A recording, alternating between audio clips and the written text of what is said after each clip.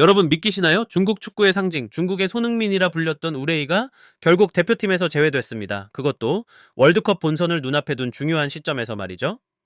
중국 축구협회는 공식 발표를 통해 우레이가 부상 회복이 안 돼 고강도 훈련이 불가능하다는 의료진의 소견에 따라 대표팀에서 소집 해제 후 원소속팀으로 복귀한다고 밝혔습니다.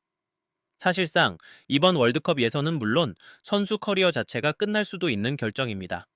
우레이는 중국 슈퍼리그 득점왕, 라리가 진출 경험까지 있었던 선수입니다.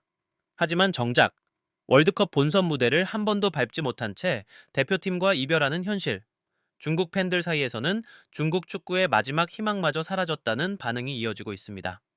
한편 우리 대한민국은 어떻습니까? 손흥민, 이강인, 김민재, 유럽 빅리그에서 맹활약 중이며 월드컵 본선 진출도 유력합니다. 오늘은 우레이의 이탈과 함께 중국 축구의 근본적 문제를 짚어보고 대한민국 축구의 자랑스러운 현주소까지 짧고 강하게 분석해보겠습니다. 자, 그렇다면 지금 중국 축구의 현실을 대표하는 이 한 사람, 바로 우레이 선수의 상황부터 짚어보겠습니다. 중국이 그토록 자랑하던 공격수, 중국의 손흥민이라는 별칭까지 붙었던 그 우레이, 지금 어떤 상황입니까?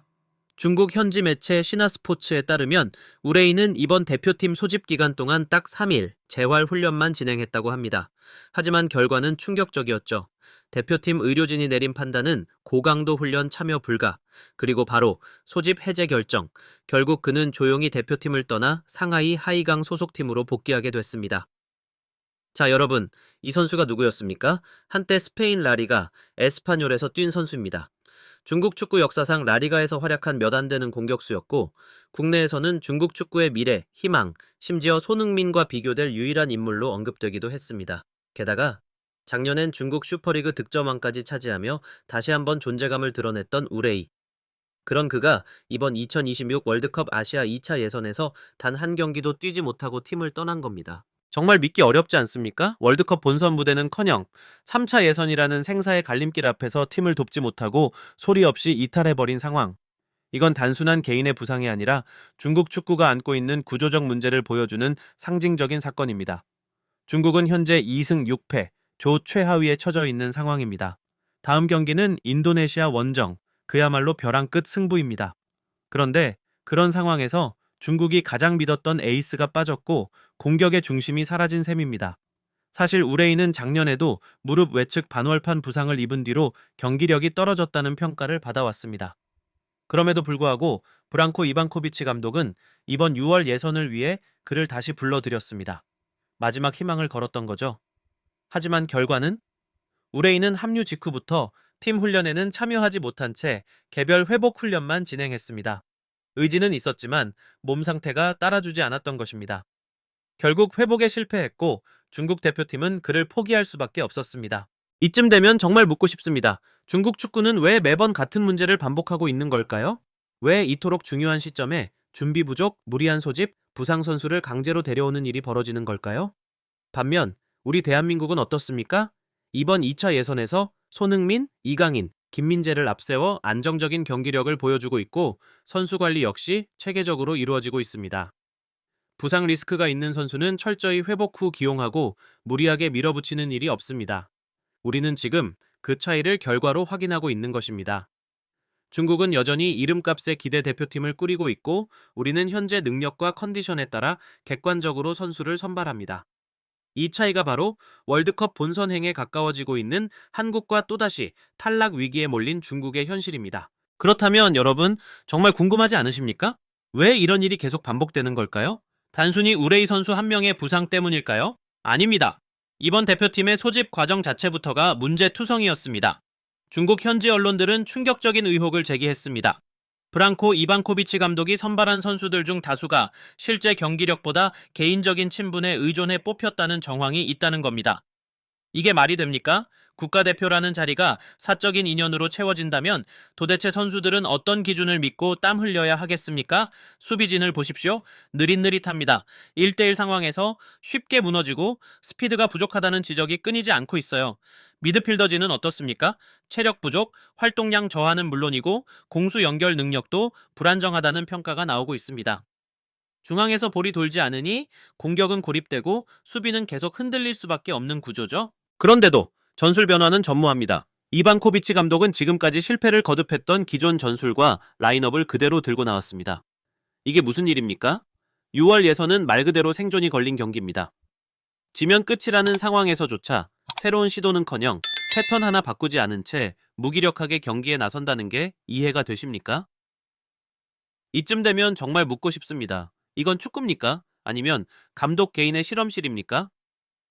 감독이 매번 똑같은 실수를 반복하고 선수 선발 기준은 불투명하고 전술은 변화가 없고 경기력은 갈수록 추락하는데 선수들은 어떤 동기부여를 갖고 뛰어야 할까요? 결국 그 결과가 무엇입니까?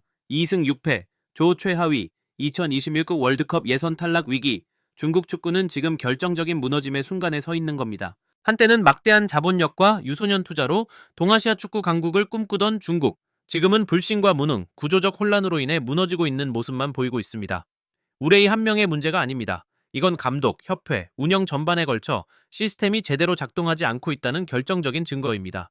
반대로 우리 대한민국 대표팀은 어떤가요? 비판도 있지만 선발 과정은 투명하게 공개되고 훈련은 체계적으로 이루어지며 전술도 상대에 맞춰 탄력적으로 조정됩니다.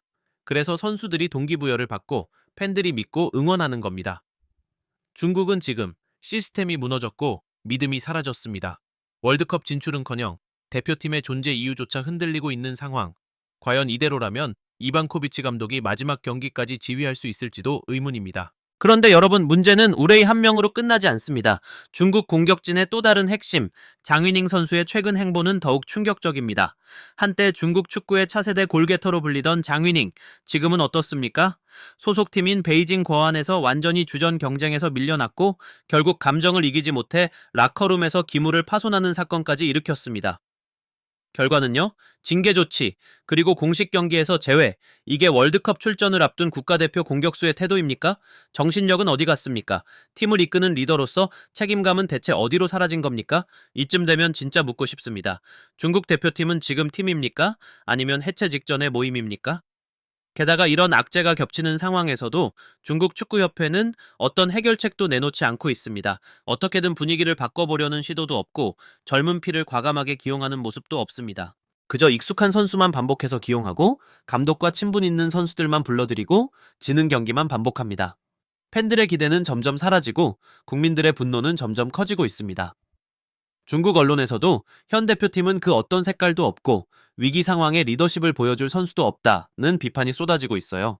이제는 단순한 성적 부진을 넘어서 팀 전체의 정신력과 문화 자체가 무너지고 있다는 사실을 인정해야 합니다. 월드컵 본선을 가려면 전술, 기량, 체력뿐만 아니라 정신력과 책임감, 그리고 대표로서의 자부심이 필요합니다. 그런데 지금 중국 대표팀은 그 모든 요소가 무너지고 있습니다. 이런 팀이 과연 월드컵 무대를 꿈꿀 수 있을까요? 정말 안타깝지만 지금의 중국 축구는 희망이 보이지 않습니다. 자, 이제 시선을 대한민국 대표팀으로 돌려보겠습니다. 2026년 월드컵 아시아 2차 예선. 우리 대한민국은 지금까지 단 한 번도 지지 않았습니다. 당당히 조 1위를 지키고 있는 무패 행진. 이강인은 어떻습니까? 레알 마드리드를 상대로도 거침없이 드리블하고 창의적인 패스로 팀을 이끌었습니다. 유럽 무대에서도 통하는 실력, 대한민국의 미래가 아닐 수 없습니다. 김민재는요, 바이에른 뮌헨에서 주전 수비수로 맹활약, 분데스리가 챔피언스리그를 가리지 않고 철벽 수비를 보여주고 있습니다. 지금은 아시아 넘버원 센터백이라 불려도 전혀 손색이 없습니다. 그리고 우리 캡틴 손흥민, 더 말해 뭐합니까? 프리미어리그에서 17골, 토트넘 주장 완장까지 차고 팀을 이끌고 있습니다. 골잡이이자 리더, 모두가 믿는 중심입니다. 이게 바로 시스템의 차이, 철학의 차이입니다. 우리 대한민국은 단지 선수만 잘 키우는 게 아닙니다. KFA 차원에서 유소년 육성을 강화하고 감독 선임 기준도 명확히 하고 전술도 끊임없이 발전시키고 있습니다.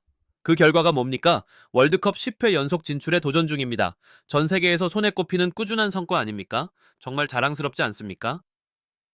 우리 선수들은 클럽팀에서도 대표팀에서도 최선을 다해 뛰고 부상을 당해도 금세 복귀해서 또다시 태극마크를 달고 그라운드를 누빕니다. 이게 바로 대한민국 축구의 진짜 힘입니다.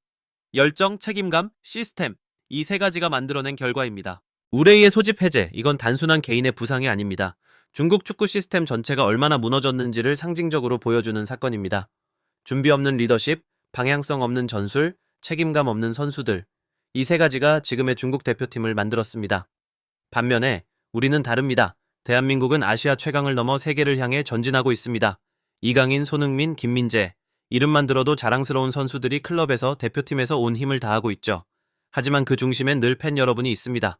여러분의 응원이 있기에 우리 축구가 더욱 단단해지고 더 높이 도약할 수 있는 겁니다. 대한민국 축구의 위상, 하루아침에 만들어진 게 아닙니다. 수많은 도전, 수많은 희생과 땀방울이 모여 지금의 위치에 오른 겁니다. 오늘도 우리가 자랑스럽게 응원해야 할 이유 충분합니다.